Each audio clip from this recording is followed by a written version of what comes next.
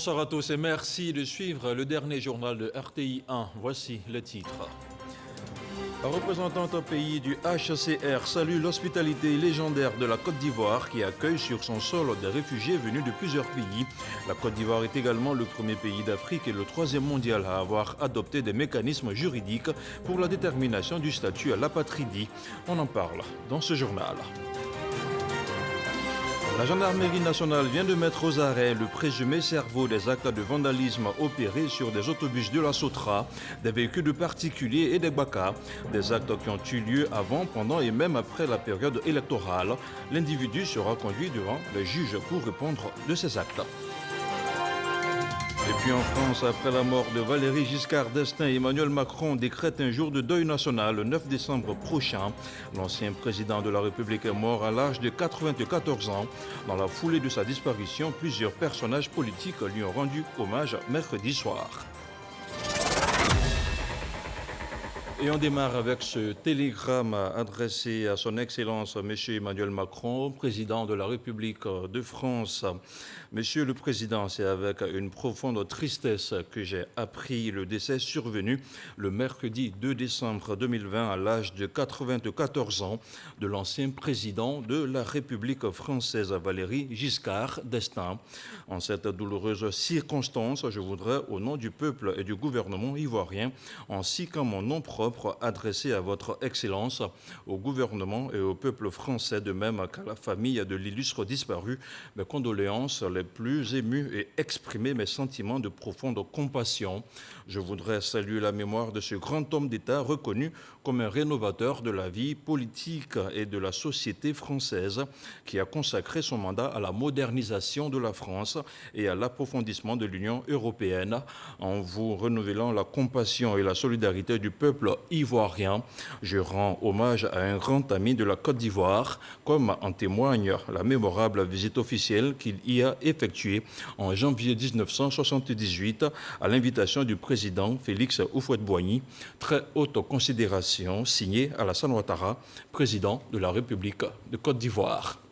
Le président français justement, a décrété ce jeudi un jour de deuil national, mercredi prochain, en hommage à l'ancien chef d'État, Valéry Giscard d'Estaing. Pour citer Emmanuel Macron, l'homme était la figure centrale de l'histoire de la République française. Le récit de Gabriel Zani. Valéry Giscard d'Estaing, désigné par ses initiales VGE, est né le 2 février 1926 à Coblence en Allemagne et est mort le 2 décembre 2020 à Autun en France à l'âge de 94 ans des suites de la Covid-19.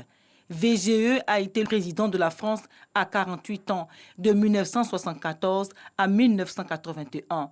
Sous son septennat, Valéry Giscard d'Estaing met en œuvre d'importantes réformes législatives avec pour objectif d'adapter la législation à l'évolution des mœurs et des réalités sociales. Il fait voter la loi instaurant le divorce par consentement mutuel et pour rupture de la vie commune. Il permet la dépénalisation de l'avortement, encadrant l'interruption volontaire de grossesse et autorisant l'interruption médicale de grossesse sous conditions. Mais au-delà de tout, Valéry Giscard d'Estaing a affiché une longévité politique record. Après avoir été battu par François Mitterrand le 10 mai 1981, Valéry Giscard d'Estaing siégeait depuis 1981 et à vie au Conseil constitutionnel. En tant que chef de l'État, il était également membre de l'Académie française depuis 2003. Ce fut un président ouvert aux réformes des sociétés en France comme en Afrique, ce qui lui a valu d'ailleurs le nom de Valéry Giscard d'Estaing, l'Africain. Avec la Côte d'Ivoire, des liens étroits sont tissés à l'époque postcoloniale où l'un des principaux boulevards du pays porte encore son nom, le boulevard Valéry Giscard d'Estaing ou VGE qui relie Trècheville à Port-Bouët, fut baptisé en son honneur en 1978 par Félix Houphouët-Boigny lors de sa visite d'État historique dans le pays. Dans la foulée de ces relations africaines, l'on retiendra celle entretenue avec la Centrafrique via Bokassa et le scandale des diamants qui viendra entraver sa réélection. Tout autre chose, à présent, la ministre de la Solidarité, de la Cohésion sociale et de la lutte contre la pauvreté a reçu mardi dernier la visite de la représentante résidente du Haut Commissariat des réfugiés en Côte d'Ivoire. Mariatou Koné et Angèle Diossou ont abordé plusieurs sujets, au nombre desquels la demande d'asile, le retour et la réintégration des exilés ivoiriens et la gestion de l'apatridie. Sur la question de l'apatridie, l'autorité onusienne a félicité la Côte d'Ivoire pour la mise en place de mécanismes adéquats. Le compte-rendu de Franck Quadio. Angèle Diossou, la représentante résidente du Haut Commissariat des Nations Unies pour les réfugiés UNHCR, dans les locaux du ministère de la Solidarité, de la Cohésion sociale et de la lutte contre la pauvreté. Elle est venue échanger avec la ministre Mariatou Koné sur 4 questions essentielles: la demande d'asile, le retour et la réintégration des exilés ivoiriens, les déplacés internes et l'apatridie. Sur la dernière question justement, l'autorité onusienne a félicité le gouvernement ivoirien. La Côte d'Ivoire est le premier pays en Afrique qui a adopté des mécanismes juridiques pour la détermination du statut à l'apatridie et a prévu même le recours. Donc l'instance là, il y a un mécanisme de première instance et un mécanisme de deuxième instance. Et en ces termes, c'est le premier pays de l'Afrique et le troisième pays pour tout le monde entier. Et ce qui a été fortement acclamé par notre siège, par notre bureau régional à Dakar. Le 12 novembre dernier, la Côte d'Ivoire marquait son désaccord par un communiqué télédiffusé sur les chiffres des réfugiés ivoiriens avancés par l'UNHCR. Bien qu'ayant déjà abordé la question par échange téléphonique, la rencontre a été aussi l'occasion pour les deux autorités de faire des mises au point. S'agissant de la crise présidentielle 2020, avec le HCR, nous avons discuté des malentendus qui a issu des chiffres, parce que des chiffres ont été communiqués qui ne sont pas des chiffres qui correspondent à la réalité. Et la Côte d'Ivoire a clairement manifesté son mécontentement. Et je crois que nous avons également parlé de cela et elle vous a bien répondu que très bientôt il y aura d'abord la représentante du HCR au niveau régional sera en Côte d'Ivoire. Il y aura des activités, réunions de haut niveau sur cette question. Notons qu'après avoir salué l'hospitalité ivoirienne, la représentante résidente de l'UNHCR a annoncé le départ prochain de la Côte d'Ivoire de 2400 réfugiés, essentiellement des Congolais et des Centrafricains.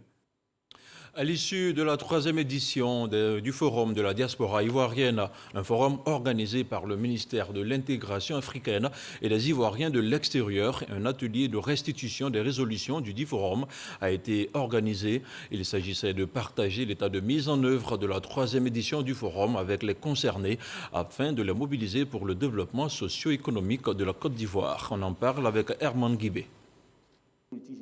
Isiaka Konaté, directeur général des Ivoiriens de l'extérieur, présente les recommandations issues des différents forums de la diaspora ivoirienne de 2015, 2017 et 2019 relatifs au retour volontaire et à la participation des Ivoiriens de l'extérieur à l'économie nationale. Présent à cet atelier de restitution des résolutions du 3e forum de la diaspora ivoirienne, le ministre de la Construction, du Logement et de l'Urbanisme Bruno Nabagné Koné et Albert Flindé, ministre de l'intégration africaine et des Ivoiriens de l'extérieur. Le ministre Bruno Nabagné Koné s'est saisi de l'occasion pour répondre à quelques préoccupations de la diaspora ivoirienne concernant les questions de logement. Oui, il y a eu des erreurs, mais les enseignements ont été tirés.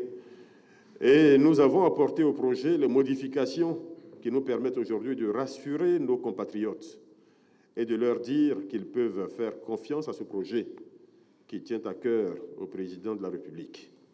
Je voudrais rassurer tous les souscripteurs sur le fait qu'ils auront leur logement.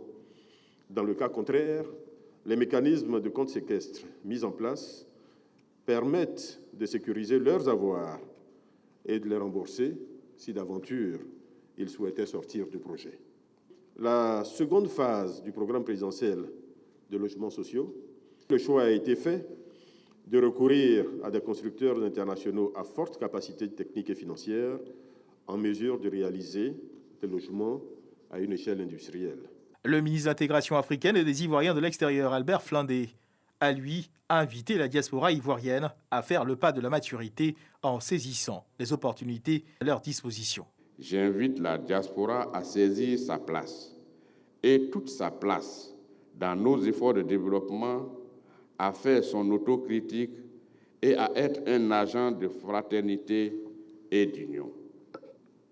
Je vous fais la promesse que la Côte d'Ivoire, notre pays, sera là aux côtés de ses fils et de ses filles qui résident hors de chez nous et apportera sa caution morale et financière à sa pleine implication dans la construction et dans la reconstruction, voire même la consolidation de la Côte d'Ivoire nouvelle.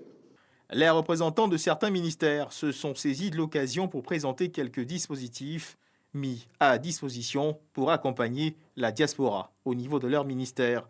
Pour rappel, ce forum offre un cadre d'échange aux Ivoiriens de la diaspora en vue de leur participation active au développement de la Côte d'Ivoire. On change de sujet. Le ministre de l'Agriculture et du Développement rural, Kobena Kwasi Adjoumani, a ouvert ce jeudi à Abidjan la journée internationale de coopérative. L'édition 2020 de cet événement, célébré depuis 1992, met l'accent sur la contribution des groupements et associations à la lutte contre le changement climatique, l'un des défis majeurs auxquels est confrontée notre planète. Les coopératives ont, à cette occasion, été sensibilisées à lutter contre ce fléau du XXIe siècle. Le reportage de Jean-Louis Bangbo. Des coopératives agricoles plus protectrices de la nature et surtout qui s'adaptent au changement climatique. C'est le défi de l'agriculture ivoirienne, réexprimé à l'occasion de cette journée consacrée à l'action des sociétés coopératives. Pour nous, parler de changement climatique est très important vu que ça a un impact sur nos productions agricoles.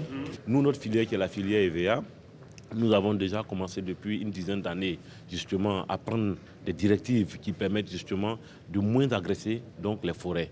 Donc aujourd'hui, si vous voulez planter de l'EVA, si nous devons vous accompagner, sachez que vous ne pouvez plus planter l'EVA dans une forêt classée ou dans des aires protégées. La direction des organisations professionnelles agricoles, DOPA, a organisé cette journée pour sensibiliser les membres des sociétés coopératives à lutter contre le fléau du changement climatique.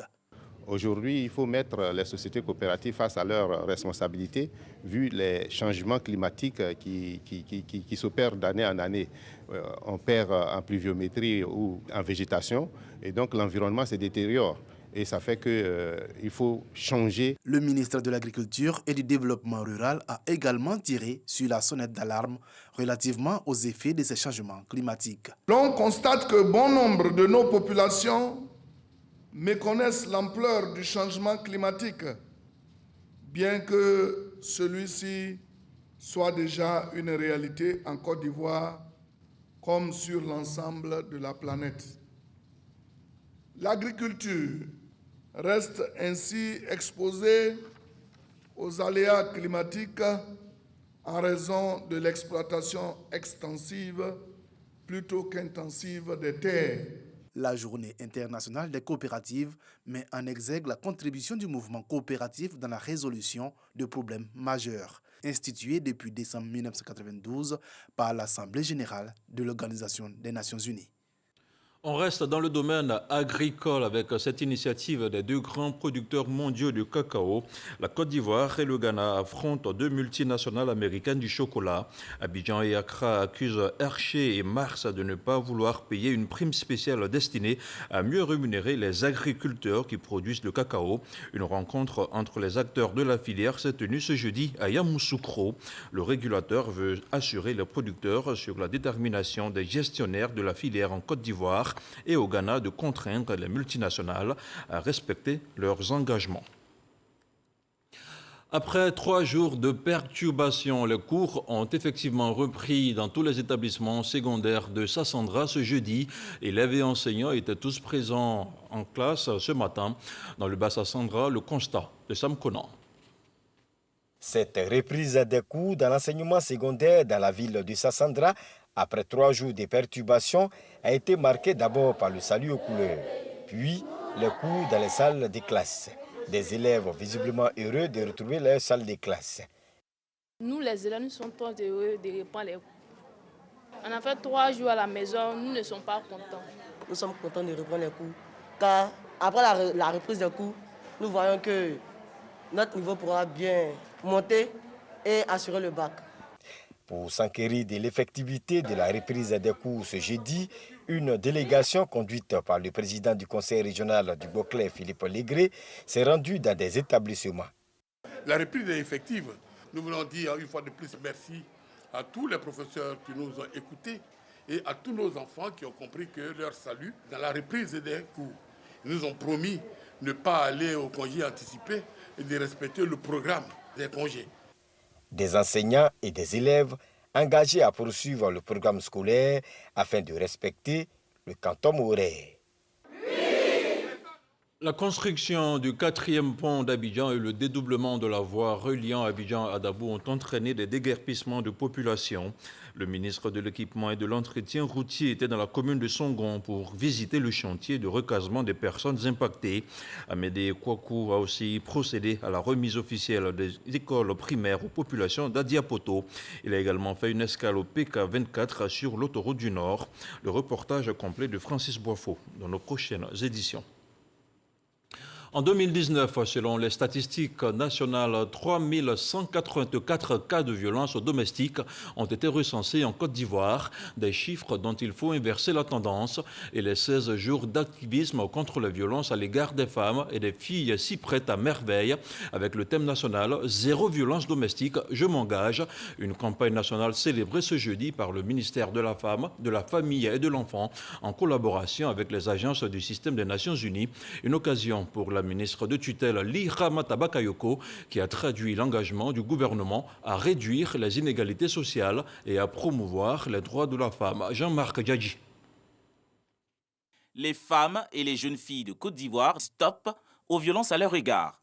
Célébrée avec le ministère de tutelle, la campagne des 16 jours d'activisme contre ces violences reste une opportunité, celle d'éliminer toute inégalité sociale. La Côte d'Ivoire a enregistré une hausse des cas de violence domestique avec la Covid-19. 67% des cas sont dans le milieu familial, selon les statistiques nationales. Ce que nous souhaitons voir maintenant, c'est quelque chose de beaucoup plus concret, beaucoup plus de financement allant vers les victimes des violences basées sur le genre, des services mis à leur disposition. Les agences du système des Nations Unies réitèrent leur soutien à l'État de Côte d'Ivoire pour assurer les projets de plaidoyer en faveur des femmes et des jeunes filles. Quant à la ministre Ly Ramata Bakayoko, elle s'est dite satisfaite des efforts déployés par le gouvernement pour éliminer ces violences.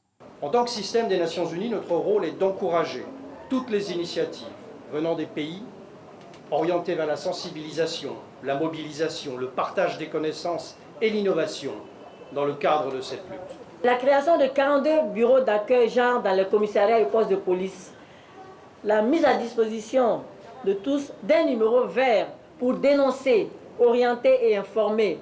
C'est la ligne 1308 qui est gratuite et disponible 24 heures sur 24 à partir de tous les téléphones. Nous avons également salué la réouverture du centre Pavios, qui est un centre d'accueil et de transit qui permet d'héberger les survivantes des VBG avant leur insertion familiale. Il est important également de noter que l'action gouvernementale se traduit par des sanctions exemplaires infligées à ceux qui se rendent coupables de violences et de crimes à l'égard des femmes et des enfants. Débutée le 25 novembre, la campagne des 16 jours d'activisme s'achèvera le 10 décembre avec la journée des droits de l'homme. Attention, attention, la Covid-19 est toujours dans nos murs. On fait le point de la situation dans quelques instants.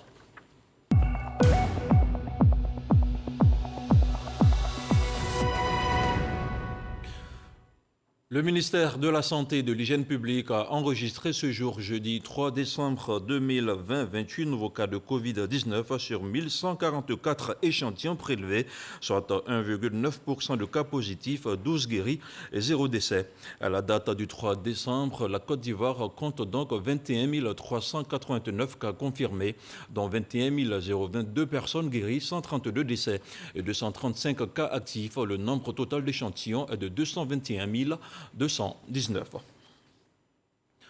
Dans le cadre de la lutte contre la Covid-19, le Programme des Nations Unies pour le développement PNUD a offert ce jeudi au gouvernement ivoirien à travers le ministère de la Santé et de l'Hygiène publique des matériels médicaux, dont 4 ambulances. Eugène Akaouele a également reçu des équipements et matériels médicaux de l'OMS, des équipements destinés à plusieurs structures sanitaires dans le cadre de la riposte contre la pandémie. Le ministre de la Santé et de l'Hygiène publique s'est ensuite rendu à l'aéroport Félix Houphouët-Boigny pour s'assurer du maintien et du renforcement du dispositif de contrôle et de lutte contre la Covid-19. Le reportage de Michel Mambo. 4 ambulances, des paires de gants, 11 800 masques N95, 5 respirateurs et bien d'autres matériels et équipements sanitaires. Le PNUD, Programme des Nations Unies pour le développement, vient ainsi en soutien à la réponse du gouvernement ivoirien à la pandémie à coronavirus. Valeur totale du don, 414 millions de francs CFA. Nous sommes convaincus, Monsieur le ministre, que l'amélioration des conditions de travail et d'intervention des agents de santé, ainsi que le renforcement de la résilience du système de santé lui-même, demeurent les maillons essentiels pour améliorer la qualité des services rendus aux populations et la qualité de la riposte à la pandémie de Covid-19.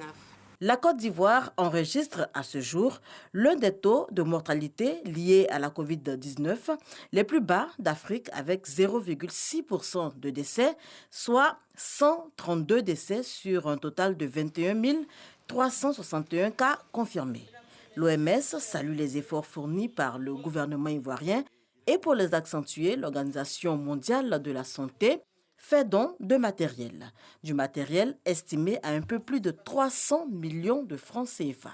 Priorité faite aux laboratoires et aux centres de santé décentralisés. Il est plus que nécessaire à ce jour de se tourner maintenant vers les structures de santé décentralisées. Les régions et districts sanitaires, les CHU, les CHR, les hôpitaux généraux, établissements de premier contact, en vue de renforcer leurs capacités dans tous les piliers de la réponse à la Covid-19, notamment la surveillance épidémiologique, y compris la surveillance transfrontalière, la prévention et le contrôle de l'infection, le dépistage avec des laboratoires qui ont des capacités décentralisées. Des actions saluées par le ministre de la Santé et de l'Hygiène publique. La prochaine étape, c'est comment faire pour avoir accès aux vaccins. Pour cela, le gouvernement essaie toujours d'anticiper d'ores et déjà. Le ministère de la Santé est éligible à ce vaccin à travers le mécanisme COVAX qui a été mis en place. Après réception, cap sur l'aéroport international Félix Houphouët-Boigny. Une deuxième vague de la pandémie liée à coronavirus est enregistrée dans plusieurs pays. Le docteur Akaouele veut donc s'assurer du bon fonctionnement du dispositif sanitaire sur place. Très souvent, malheureusement, la pandémie est importée, mais également, nous aussi, nous ne devons pas l'exporter. Donc, c'est pour cela que le contrôle de l'aéroport est extrêmement important. Vous savez que les frontières terrestres, elles sont fermées. Donc, la sortie ou l'entrée, c'est l'aéroport. De ce point de vue, on a pu mettre justement en place des procédures opérationnelles normalisées nationales pour le dépistage de l'infection à Covid-19. C'est un système qui doit pouvoir bien marcher et comme on l'a vu, ça marche bien. Se laver fréquemment les mains à l'eau et au savon. À défaut, utiliser le gel hydroalcoolique, observer la distanciation sociale et porter son masque. Ces mesures sont plus que jamais de rigueur. Le virus plane toujours. 620 000, c'est le nombre de personnes en situation de handicap en Côte d'Ivoire, des personnes qui sont célébrées le 3 décembre de chaque année à l'occasion d'une journée internationale qui leur est dédiée depuis 1992 par les Nations Unies. Des personnes diminuées physiquement, mais qui restent utiles à la société, d'où leur prise en charge par le gouvernement qui subventionne leur insertion dans le milieu du travail. Et depuis 2017, 1500 d'entre elles ont déjà intégré la fonction publique. C'est ce que nous dit dans ce reportage de Didier Nguissan. Et si l'on changeait de regard sur les personnes en situation de handicap, elles ne se considèrent pas comme handicapées, mais davantage comme des handicapables, selon l'expression chère à Joss Kezo, artiste-chanteur et militants engagés pour la cause des 620 639 personnes en situation de handicap en Côte d'Ivoire. La 28e journée internationale qui leur est dédiée depuis 1992 est l'occasion pour elles de faire un point sur les acquis en leur faveur, mais aussi formuler des doléances.